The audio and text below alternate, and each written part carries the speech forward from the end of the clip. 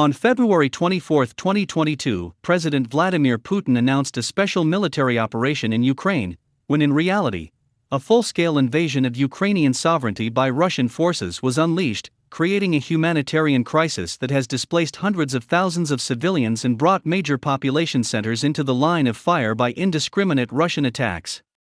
Not since the Nazi blitzkrieg of WW2 has Europe witnessed such wanton destruction, where reports across Western media highlight the intensive bombardment and air and strategic missile strikes by Russian forces, appearing to show no distinction between military targets, residential districts, civic facilities, and sites of cultural and historical value.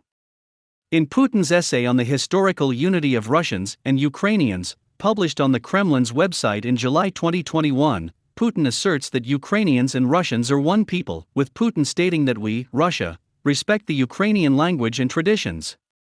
We respect Ukrainians' desire to see their country free, safe, and prosperous. Such statements may sound a far cry from the propaganda Putin uses to justify his invasion today, especially when he was likely planning Ukraine's invasion when he wrote his article, but his disregard for the existence of Ukraine's self-determination can be traced back to his time in Dresden, Germany, where Putin was an officer in the Komitet Gosударственной Безопасности, KGB. Witnessing the fall of the Berlin Wall in 1989, Putin rang the headquarters of a Red Army tank unit to ask for protection from demonstrators. "We cannot do anything without orders from Moscow," the voice at the other end replied. And Moscow is silent. That phrase, "Moscow is silent," has haunted Putin ever since. Defiant yet helpless as the 1989 revolution swept over him, he has now reinvented himself as the strongman of Moscow, with much larger ambitions to re-establish the former Soviet Union, according to the American President Joe Biden. In Putin's mindset, he now sees a wall between Ukraine and Russia, explaining that "I would like to emphasize that the wall that has emerged in recent years between Russia and Ukraine, between the parts of what is essentially the same historical and spiritual space, to my mind is our great common misfortune and tragedy. These are, first and foremost, the consequences of our own mistakes made at different periods of time. But these are also the result of deliberate efforts by those forces that have always sought to undermine our unity." Ukraine's ambitions to become a NATO member and a pro-European nation has placed the country on the wrong side of this theoretical wall, bringing the NATO ideals that all nations are determined to safeguard the freedom, common heritage and civilization of the peoples, founded on the principles of democracy, individual liberty, and the rule of law, to the doorstep of Moscow and in conflict with Putin's agenda. More so, bringing NATO into countries that have previously been under Soviet control or acted under Soviet/Russian influence as a buffer state. Putin argues that NATO expansion is in breach of promises made at the end of the Cold War in 1989 to 1990, supposedly assuring Russia that NATO would not expand to the east. However, in 2014, the former Soviet leader Mikhail Gorbachev noted in an interview that NATO's enlargement was not discussed at all during this period, although Gorbachev maintained that the decision to expand NATO into the East was a violation of the spirit of the statements and assurances. The only formal agreement signed between NATO countries and the Soviet Union was the Treaty of Final Settlement with respect to Germany. This treaty relates to the four powers renouncing all rights they formerly held in Germany, giving no mention of future NATO membership of other countries. Putin now argues that modern Ukraine is entirely the product of the Soviet era, and that today in Ukraine we are facing the creation of a climate of fear in Ukrainian society, aggressive rhetoric, indulging neo-Nazis that are militarizing the country. Further adding to this end, we will seek to demilitarize and denazify Ukraine. Putin also accuses Western countries of encouraging the onset of neo-Nazism and Russophobia. Putin's words are overshadowed by an indirect Russian missile strike on the memorial to Babin Yar, the site where Nazis killed tens of thousands of Jews during World War II. His accusations of neo-Nazism in Ukraine's leadership disregard Ukraine's democratically elected president, Volodymyr Alexandrovich Zelensky, who is born to Jewish parents that lost their own grandparents and relatives to the Holocaust.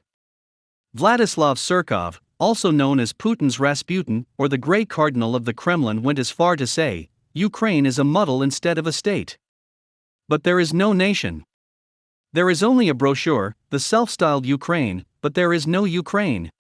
This is followed with Putin even claiming that Ukraine actually never had stable traditions of real statehood. Historically, Ukraine was a center of East Slavic culture, with the loose tribal federation Kievan Rus forming the basis of Ukrainian identity. In the aftermath of the Russian Revolution, a Ukrainian national movement for self-determination emerged, forming the Ukrainian People's Republic on the 23rd of June 1917. This short-lived state was reconstituted by the Bolsheviks into the Ukrainian Soviet Socialist Republic, becoming a founding member of the Soviet Union in 1922. Following the dissolution of the Soviet Union between 1988 to 1991, Ukraine regained its independence as a neutral state and became a recognized member of the United Nations, the Council of Europe, the OSCE, the Guam Organization, the Association Trio, and the Lublin Triangle. Ukrainian culture has developed distinct decorative and folk traditions such as Petrikivka painting, Kosev ceramics, and Cossack songs. Artisan textile arts plays an important role in Ukrainian embroidery, weaving and lace-making that are used in traditional folk dress and celebrations. Ukrainian architecture includes the motifs and styles that are found in structures built in modern Ukraine, with initial roots established in the Eastern Slavic state of Kievan Rus. Since the Christianization of Kievan Rus for several ages, Ukrainian architecture was influenced by the Byzantine style of architecture. After the 12th century, the distinct architectural history continued in the principalities of Galicia-Volhynia. Putin disregards these achievements with mockery and disdain, instead, choosing to invade and conduct hybrid attacks, but now he is also conducting an assault on the heart of Ukraine's history and cultural heritage. At risk are millions of artworks and monuments, representing centuries of history from the Byzantine to the Baroque periods. This has drawn condemnation from organizations such as the Association of Art Museum Curators, AAMC, and the Getty Trust, who report that Russian soldiers purposely destroyed the Ivankiv Historical and Local History Museum, along with around 25 unique works by Ukrainian folk artist Maria Primachenko.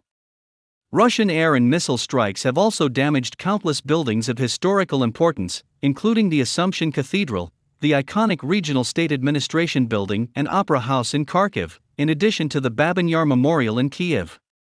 In a statement issued on March 3, 2022, UNESCO said it underlines the obligations of international humanitarian law, notably the 1954 Hague Convention for the Protection of Cultural Property in the Event of Armed Conflict and its 1954 and 1999 protocols, to refrain from inflicting damage to cultural property, and condemns all attacks and damage to cultural heritage in all its forms in Ukraine.